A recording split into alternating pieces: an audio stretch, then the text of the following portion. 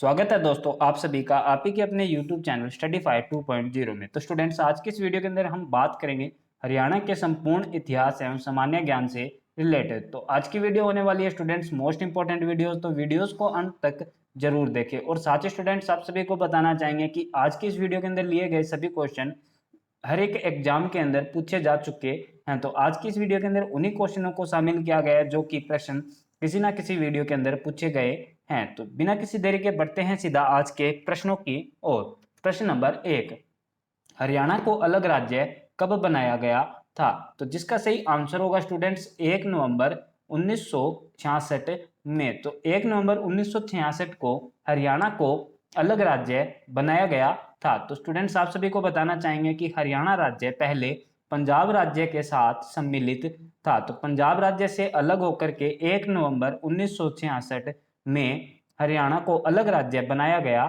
था। तो अगले प्रश्न की ओर बढ़ते हैं स्टूडेंट्स। प्रश्न नंबर 2, हरियाणा की क्षेत्रीय भाषा क्या है? जिसका सही आंसर होगा स्टूडेंट्स हरियाणवी। तो हरियाणा की जो क्षेत्रीय भाषा है स्टूडेंट्स वह हरियाणवी भाषा है। तो बढ़ते हैं अगले प्रश्न की ओर। प्रश्न नंबर 3, हरियाणा की प्रथम राज्य भाषा क्या है? जिसका सही आंसर होगा स्टूडेंट्स हरियाणा की जो प्रथम राज्य भाषा है स्टूडेंट्स वह है चांदस भाषा। तो हरियाणा की जो प्रथम राज्य भाषा है वह चांदस भाषा है। उसी के साथ स्टूडेंट्स, आप सभी को बताना चाहेंगे कि हरियाणा की जो दूसरी राज्य भाषा है वह पंजाबी राज्य भाषा है। तो हरियाणा की पहली जो राज्य भाषा है स्टूडेंट्स वह चांदस है और दूसरी जो राज्य भाषा है वह पंजाबी है। बढ़ते हैं अगले प्रश्न की ओर।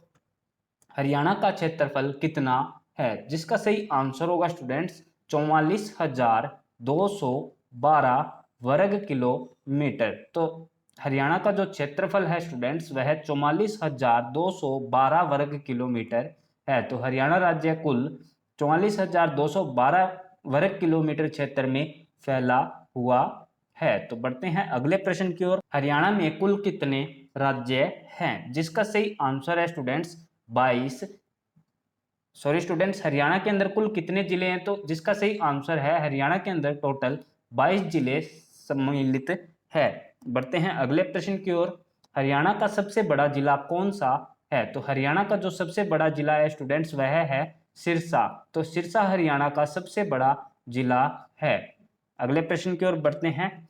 हरियाणा का सबसे छोटा जिला कौन सा है? तो हरियाणा का जो सबसे छोटा जिला है स्टूडेंट्स वह है पंचकुला जिला। तो हरियाणा का सबसे छोटा जिला पंचकुला व हरियाणा का सबसे बड़ा जिला जो है स्टूडेंट्स वह सिरसा जिला है। तो आप सभी को बताना चाहेंगे कि पंचकुला जो जिला है स्टूडेंट्स वह अभी हाल ही में सुर्खियों के अंदर रहा है। तो यह क्वेश्चन मोस्ट इंपोर्टेंट क्वेश्चन है, तो इस क्वेश्चन को अपनी नोटबुक में अवश्य नोट करें। बढ़ते हैं अगले प्रश्न की ओर। हरियाणा का राजकीय पशु कौन सा है? तो हरियाणा का जो राजकीय पशु है स्टूडेंट्स वह काला हिरन है। तो हरियाणा का जो राजकीय पशु है स्टूडेंट्स वह काला हिरन है। अगले प्रश्न की ओर बढ़ते हैं। हरियाणा का राजकीय पक्षी कौन सा है? तो हरियाणा का जो राजकीय पक्षी है स्टूडेंट्स वह काला तितर है। तो हरियाणा का जो राजकीय पशु है वह काला तितर है।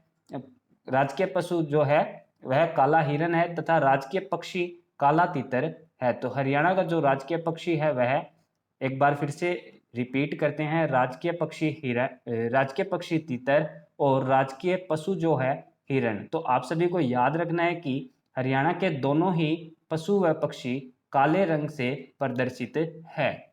अगले प्रश्न की ओर बढ़ते हैं। हरियाणा का राजकीय खेल कौन सा है? तो हरियाणा का राजकीय खेल कुश्ती है। बढ़ते हैं अगले प्रश्न की ओर। हरियाणा का राजकीय पेड़ कौन सा है? तो हरियाणा का जो राजकीय पेड़ है वह पीपल का पेड़ है। अगले प्रश्न की ओर बढ़ते हैं स्टूडेंट्स।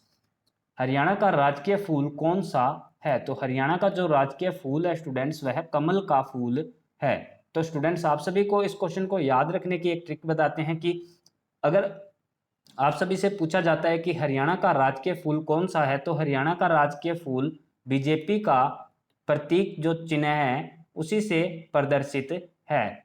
तो बढ़ते हैं अगले प्रश्न की ओर।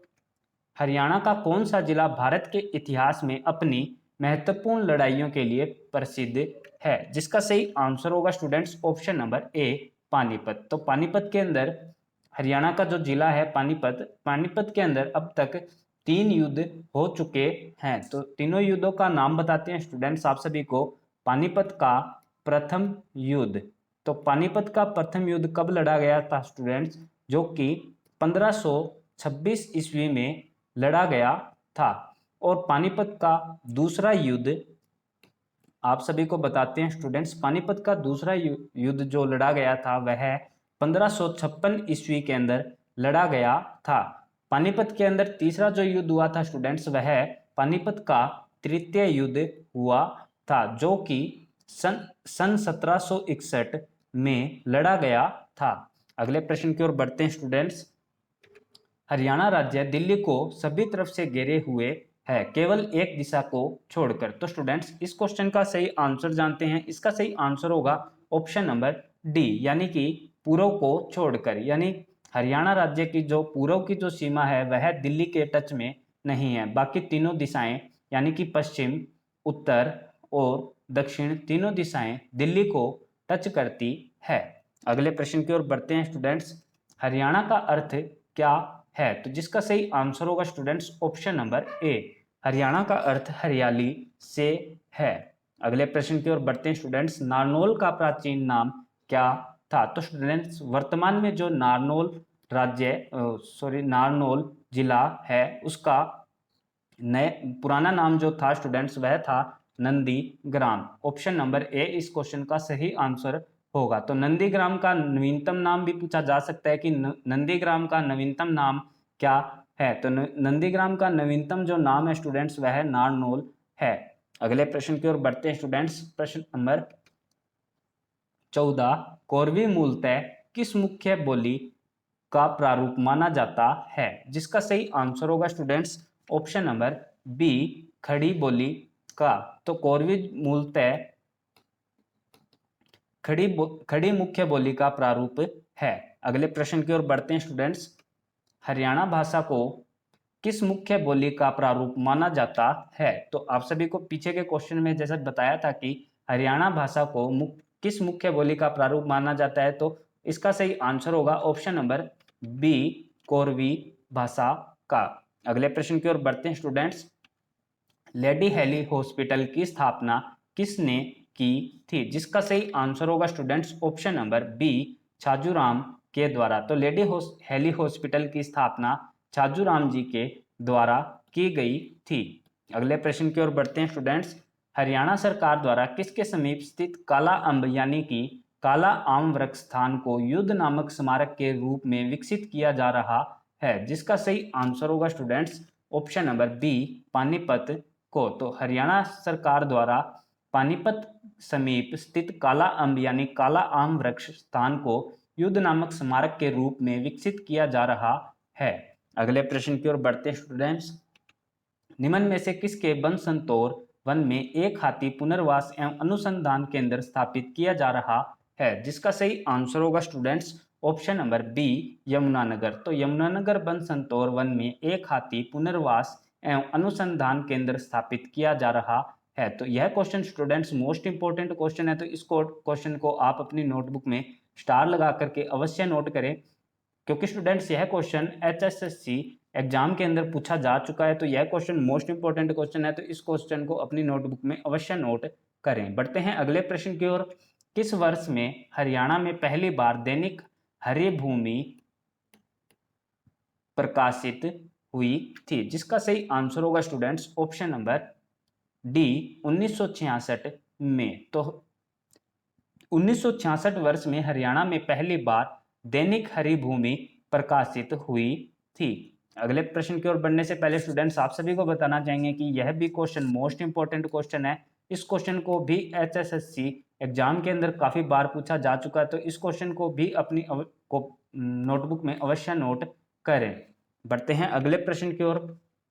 किसने हरियाणा का नाम बदलकर हरना रखा था, तो जिसका सही आंसर होगा स्टूडेंट्स ऑप्शन नंबर ए, महाराज कृष्ण ने हरियाणा का नाम बदल करके हरना रखा था। तो आप सभी से पूछा जा सकता है कि हरियाणा का प्राचीन नाम क्या था, तो स्टूडेंट्स आप सभी को याद रखना है कि हरियाणा का जो प्राचीन नाम है स्टूडेंट्स वह हरना था। और